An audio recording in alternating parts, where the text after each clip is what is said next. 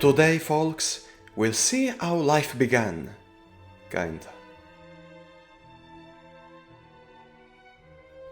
There, in the tide pool, single-cell organisms struggle to survive, evolve, and dominate. And then take the earth, encounter and battle other creatures, or make them friends, so to develop intellect and reach the peak of the food chain. Finally, acquire a full developed brain and then found a tribe. Discover the power of fire and killing tools. Interact with others, choosing to befriend or kill them until became the leaders of the continent and advance to civilization. Build then the economy and vehicles, and point to dominate the world through alliances with other cities, or choose to destroy, convert, and buy them, and finally reach the stars, and discover that there's sentient life even out there, and start to build an intergalactic empire. This is Spore.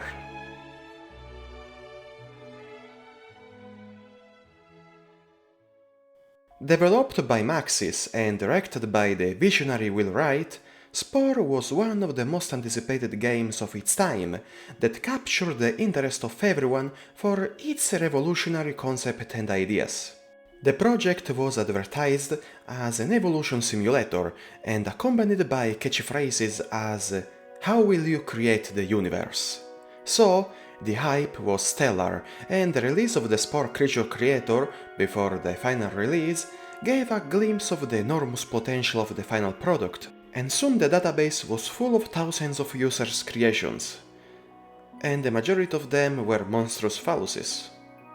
Yes, the peak of creativity.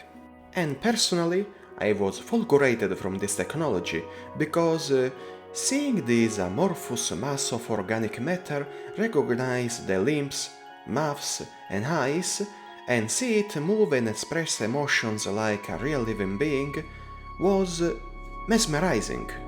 It was the best thing ever. Then the game came out and, well, we all expected much more and were quite disappointed. See, Spore became one of the biggest letdowns I ever experienced, because the actual gameplay of the different stages lacked any particular depth, and the final product was like a parody of itself, with a lot of cut content and a general cartoonish direction that made this promising masterpiece a freaking child game.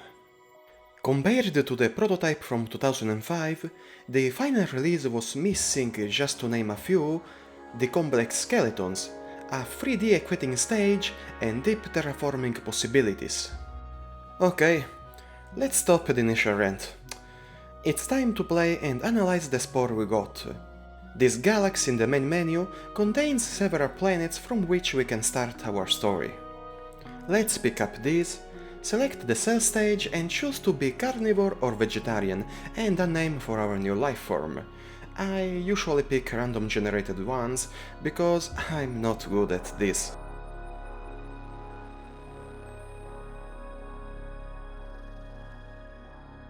And this is how life starts on this planet and how our avatar is born. This stage takes place in the primordial soup, and it's commonly described as Pac-Man style.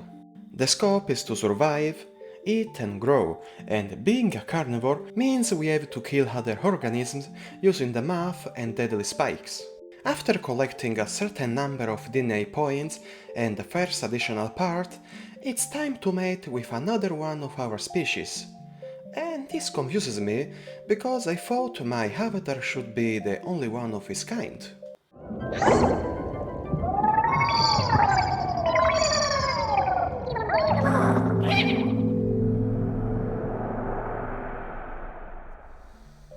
Well, whatever.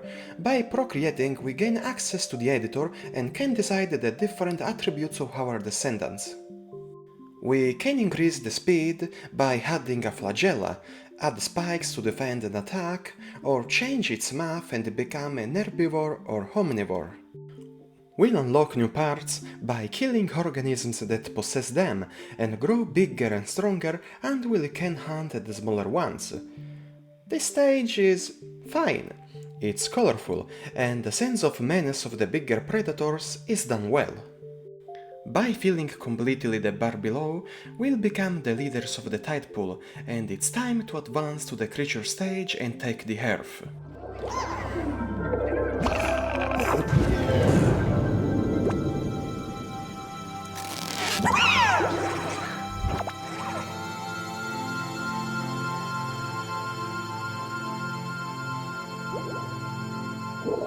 For every stage of the game, certain behaviors will have an influence on the future.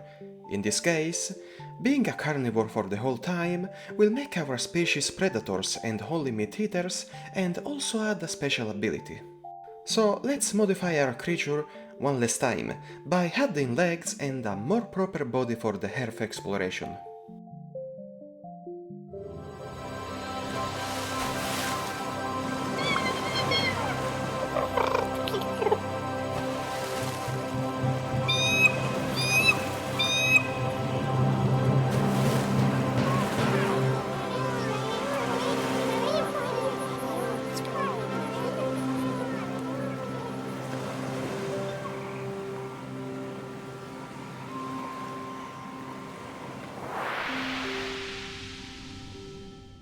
It's now time to conquer the mainland and leave the sea behind. The creature stage is a sort of third-person adventure, where the main goal is to interact with other species and become the pick of the food chain, by killing or befriend them, and acquire in the process new body parts, which are also obtainable by scavenging scattered skeletons. Like in the cell stage, we can evolve after mating, providing the next generation of different body types and parts that will condition the attacks, movement speed and other things. It's important to understand that nothing stacks, only one body part with the highest level counts, so don't bother in placing multiple fangs, spikes or flails aside for aesthetics. To fight others, enter the combat mode by selecting the red target and then one of the given attacks. And battles are pretty easy, it's just about spamming attacks that have different cooldowns by clicking on them or pressing the design buttons. I suggest to get the charge attack that will stun foes from afar for some seconds, it really helps a lot. And beware provoking other creatures that have much higher HPs, it will result in an easy defeat. Winning battles will compensate with DNA points, and by killing an indicated number of a species will make it extinct, and reward with many points that will accelerate the filling of the bar. By gaining a bigger brain, we'll get the possibility to recruit up to 3 friendly creatures in our party, which will help win battles and socialize.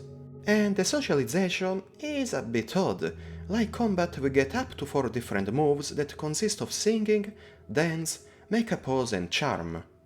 The scope is to imitate what the other creature does, and if our stats are high enough, we'll succeed in impressing others, and when a minimal number is reached, that species will become an ally and compensate with DNA points and body parts. At a certain point, the members of our nest will decide to migrate into another place, next to other high-level creatures, and reach them is necessary to continue evolution that otherwise will remain still. We'll also encounter strong creatures labeled as rogues that can be battled to gain many DNA points, but can also be friended and added in our group. They are very useful. And see this giant? This is an epic monster. These behemoths must be avoided at all costs, because they kill instantly every unit near them, but usually there are also many big skeletons around them containing the most powerful parts, so it's your choice. Take the risk or renounce the best components. Summing up, the creature stage is playable. The combat is bland and the social system is not better. But still, it's kinda enjoyable, except when during battles the pathfinding gets bugged and my beast stays still instead of attacking the next opponent.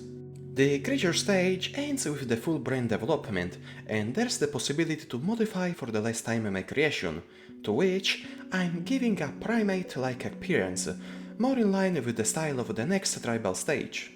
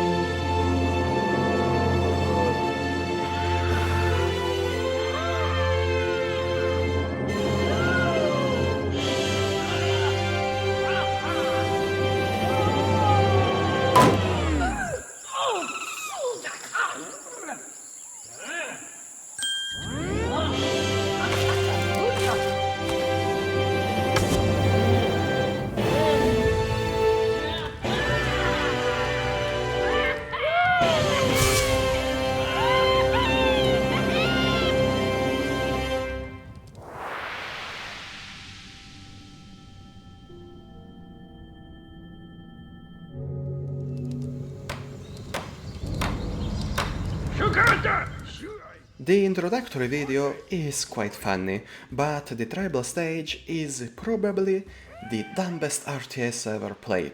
So, instead of modifying body parts, the editor now permits to dress up the tribe members with clothing pieces that enhance combat, gathering and social.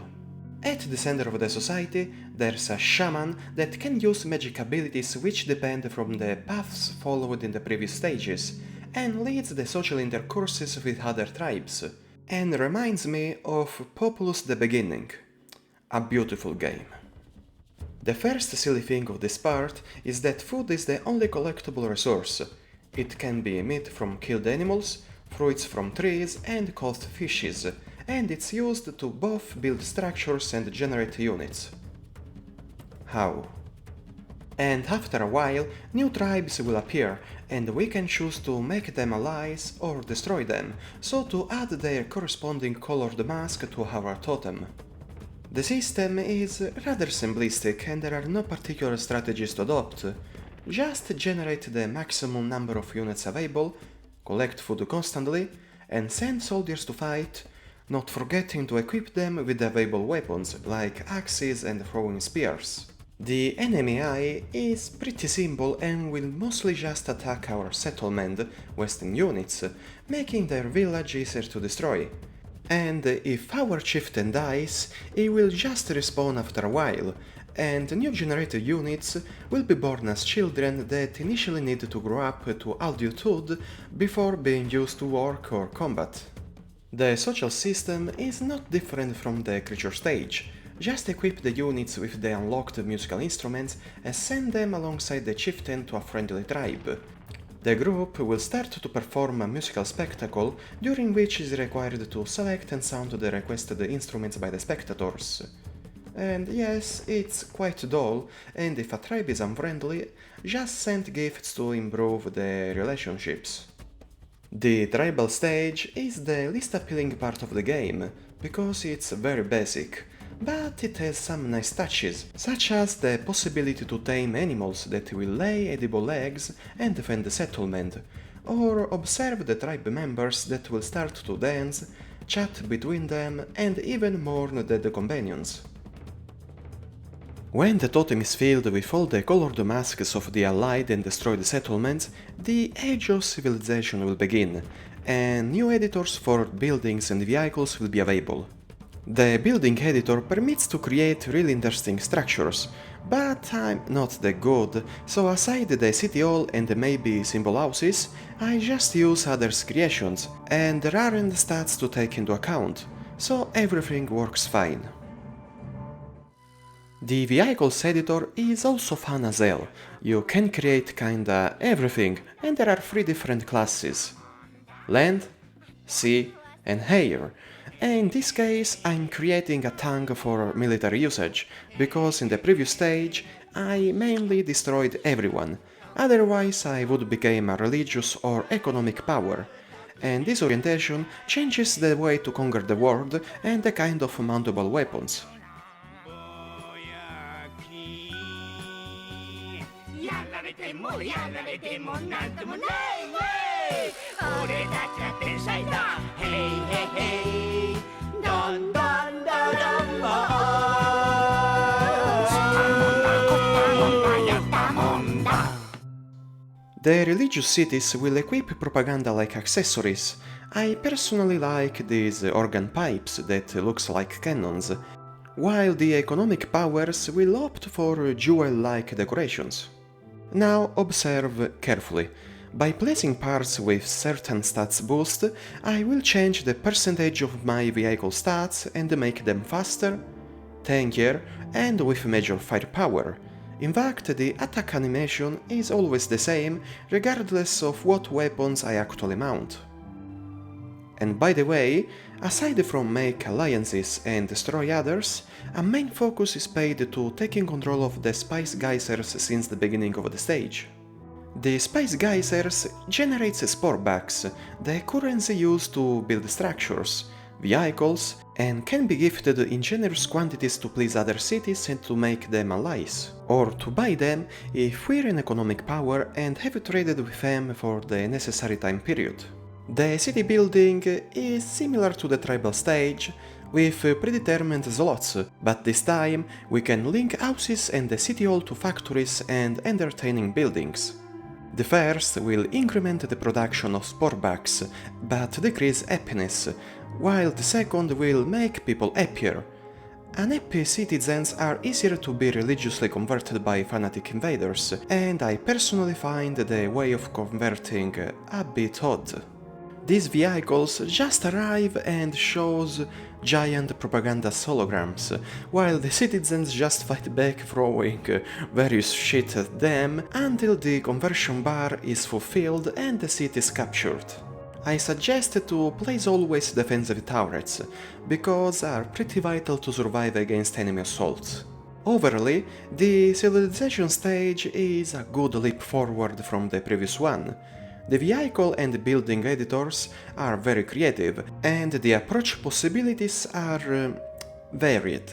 I appreciated how the size of our empire, the military orientation and other little attributes can have an influence on other cities liking of us, and if we dare to launch a nuke-like missile, well, that will upset everyone as fuck. Still, it's very satisfying. Also, only after a certain number of controlled cities, there's access to air units and use of more powerful special abilities, which depend from the previous conduct from the earlier game stages. And ironically and bitterly, the cities to conquer or make ally, so to end the stage and control the world, are all belonging of the very same species we helped to grow since the primordial soup. In the end, the world will be unified and the Age of Stars begins.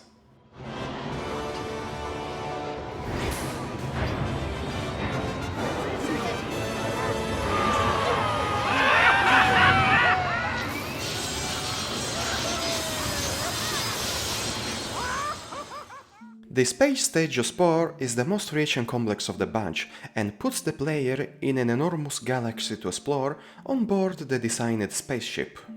Make alliances, declare wars, terraform planets, trade different colored spices for even millions of spore bugs at once, and expand the empire through military are just examples of what the game permits at this point, and it would take an eternity to cover everything deeply.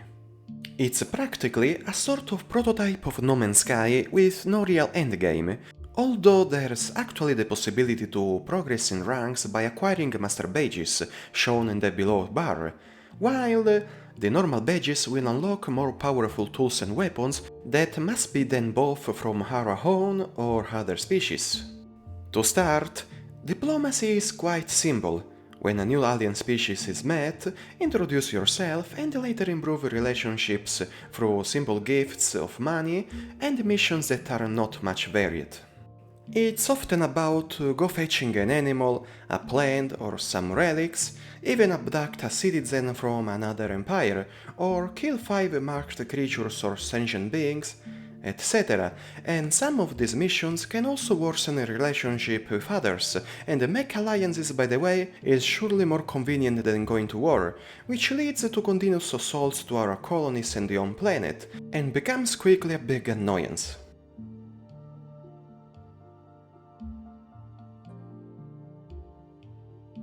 A notable feature of the stage is the terraforming of planets, which require investment and usage of tools essential to modify the temperature and atmosphere indicated in this radar. The goal is to reach the central rings, and once there, put the request the 3 kinds of trees, and then the 2 herbivores and 1 carnivore animals, and create an ecosystem that can sustain life. Otherwise, there's no way to create cities that will dig the planet's spice and function as the nearest respawn point if our ship gets destroyed. We can place up to 3 cities that will generate spice only if we build factories inside of them, like in the civilization stage. But do not forget to place also the entertaining, otherwise the citizens' morale will collapse and start a revolt. A nice touch I appreciated is that the galaxy is kinda alive, and while visiting some planets we can find some species evolving, following the tribal or civilization stage, which we can also accelerate by putting this familiar monolith. After a while, they will advance further and even become another space empire to interact with. Now, the progression is quite straightforward. It's just about repeating the requested actions over and over again, that will unlock, to name a few, the bigger cargo capacity, the terraforming tools that rely on the ship's energy instead of disposable instruments, health and energy boosts, longer travel distances, extremely powerful lasers and bombs, this vital self-guided flying turret that will defend easily the designated planet, and the skill to enter black holes and reach far areas through wormholes.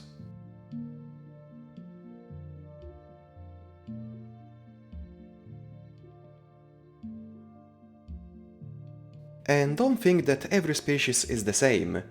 All the universe fears and hates the Grogs, a sort of evil empire of cyborg-like freaks that inhabits over 2000 star systems near the center of the galaxy. There are 2 extremes. If you ally with the Grogs, this will lead to an extreme loss of reputation with everyone, and probably they will become also enemies.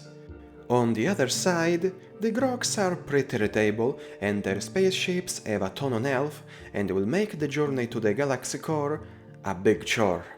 Also because the more we get near, and the more our travel distance will shrink. To succeed, I first unlocked the maximum health and energy capacity and carried some health recovery items. And what I found there? A nice surprise.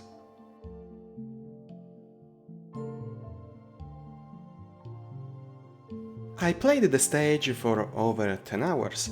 It was quite fun and even got the DLC called Galactic Adventures, which adds special missions with storylines and objectives to complete where our captain will descend on the ground and move and fight like in the creature stage.